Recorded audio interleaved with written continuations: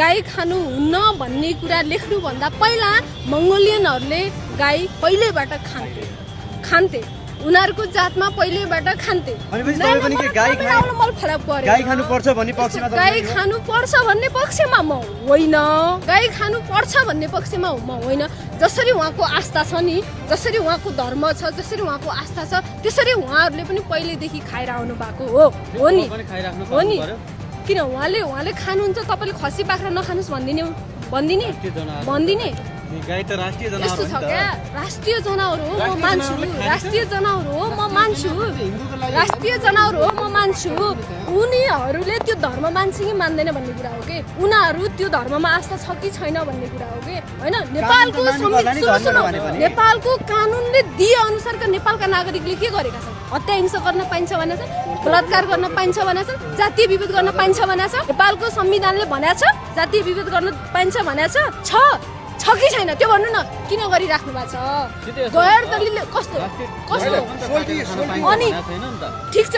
राष्ट्रिय जनावर मारेर खान पाइदैन काटेर खान पाइदैन भनेछ जातीय विभेद गर्नुपर्छ भनेछ नेपालको संविधानले भनेछ उसले होटलमा बेच्छ भन्ने कुरा बेच्छ भनेपछि मलाई थाहा हुन्छ बेच्छ त अनि कसले हो बेच्छ त अनि राजाको होटल कसरी बेच्ने हो त हिन्दूहरुको सम्राट राज्यसँग जोडिएको त्यो राजालाई नै सोध्ने हो त्यो ज्ञानेन्द्र शाहलाई नै सोध्ने हो मलाई सोध्ने होइन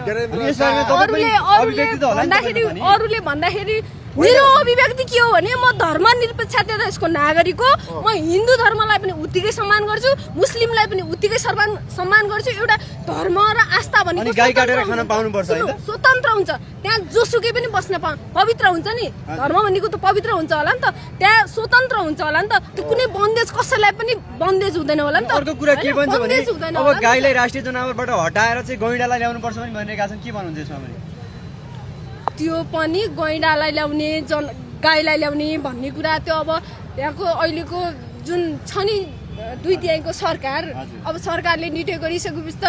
अहिले रिटर्न लिन्छ अहिले ल्याइदिन्छ त्यो कुरा सरकारलाई सोध्ने कुरा मलाई होइन त्यो पनि ठिकै छ के रे त्यो जनावर त मान्छे बनाइदियो नि भनि अब